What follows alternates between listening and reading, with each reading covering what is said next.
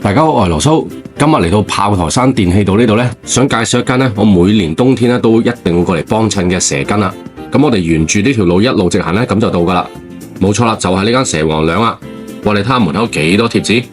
咁我每次嚟呢都係嗌其中一個呢啲餐噶。咁如果你嫌個份量唔夠嘅話呢，你可以俾多啲錢呢加大噶。咁我今次呢就嗌咗個5號餐，一碗細蛇羹跟一碗細嘅臘味飯。等我加翻啲炸麵同埋啲胡椒粉落去先。哇！你就咁望咧，都望到佢幾足料啊！咁我就中意咁樣咧，飲幾啖先嘅。你見唔見到啲煙啊？喺呢個凍凍地嘅天氣咧，飲啖咁嘅暖蛇羹咧，真係一流啊！